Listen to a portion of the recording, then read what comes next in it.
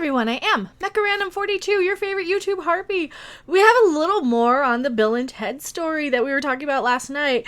I apologize for that video going out super early. Should have been scheduled to go out a little bit today, but you know what? That gives us time to do a little bit more in-depth, exploratory fan theory. This is a fan theory video. This is a fan theory based in, it's an educated guess, based in a lot of good evidence. So I'm going to present a case for you guys. Tell me what you think. But first, we're going to get into this article from comicbook.com.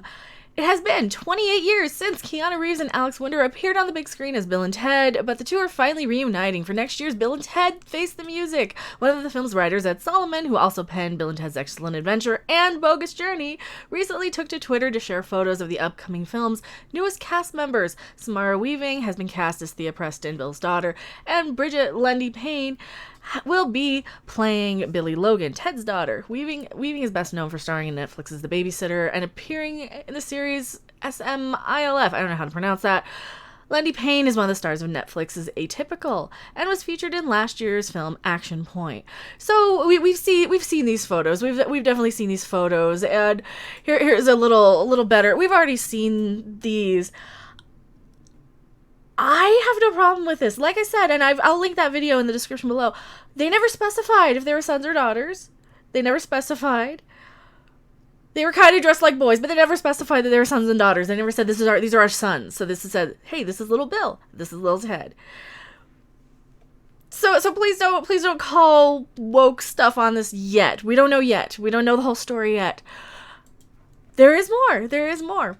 And he says, on my wall in the production office, Solomon shared. Previously, producer Scott Kroof, I cannot pronounce that, spoke about the casting when we saw Samara and Brigitte together. Is it Brigitte or Bridget? It's probably Brigitte. It was like deja vu, he said in a statement.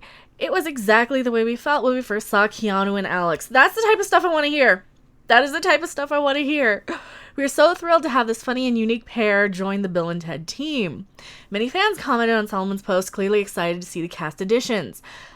Yes, they were like, oh, I'm so psyched. This is amazing. I love everything about this. This movie's going to be excellent. This is my theory. I think this movie is actually going to be really good because, like I've said in previous videos, I believe this is, and now this is just my belief based on everything I've been able to research. I believe they're going with probably a very similar script to what they had in 2011. Because this seems to be the exact same plot. And if they tweaked a few details here and there, that's completely understandable and totally normal with scripts and things. I'm going to call this, as the jury is still out on whether or not this is going to be like current film, or be something that's more, just has the people who have funny lines and good characters and good stories regardless of what the superficial crap, right? And that's all we want, right? Another fan. I really appreciate how hard everyone has worked to get this movie made. Thank you.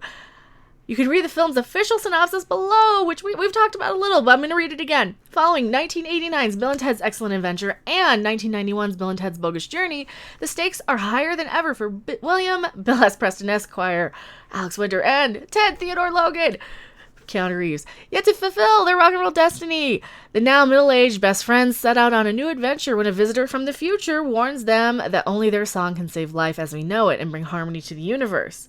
Along the way, they'll be helped by their families, old friends, and a few music legends. Keep that in mind, few music legends. Well, we've kind of had some music legends and historical figures in the previous Bill and Ted films. We've had like Beethoven, and we've had, of course we've had a few people playing, like other characters as well. We'll get into that in a second. So, of course, we do know Kid Cudi. I've heard him say his name now. Kid Cudi has been cast in Bill and Ted 3. Here's the thing though. This really isn't uncommon. Now this is an actor, composer, writer, all kinds. He's an all around. He does a little bit of everything. And like seriously, look at his credits. Look at his IMDb. Performer, writer, yeah. The guy's got some chops, right? There's even a clip of him on Conan O'Brien wearing the Back to the Future 3 sneakers. That is actually where this photo is from, the set of Conan O'Brien, and he's got like the actual self-lacing Back to the Future. Back to the Future 2. Why did I say 3? Oh my god. I gotta turn in my geek card. Back to the Future 2 sneakers. Don't correct me in the comments. Sometimes you misspeak because you're trying to keep a million things in your head at once. Why did I choose this picture? Well, what do we know? A few music legends along the way. What else do we know?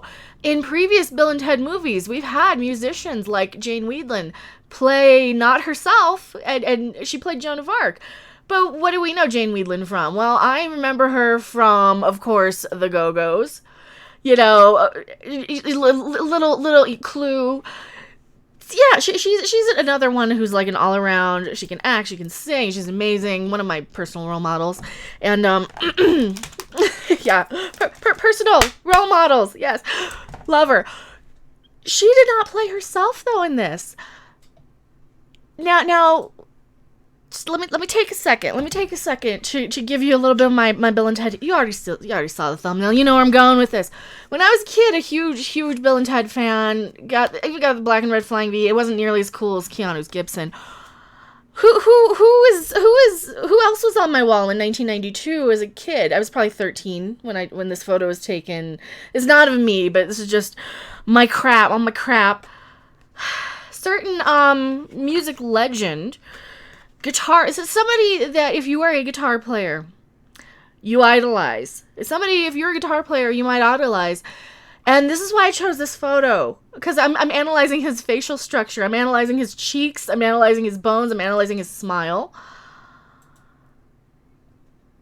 I think they might meet Hendrix. I think they might be meeting Hendrix. Now I've talked this over with Tom from Midnight's Edge. We're kind of in agreement that this is 100% a theory at this point.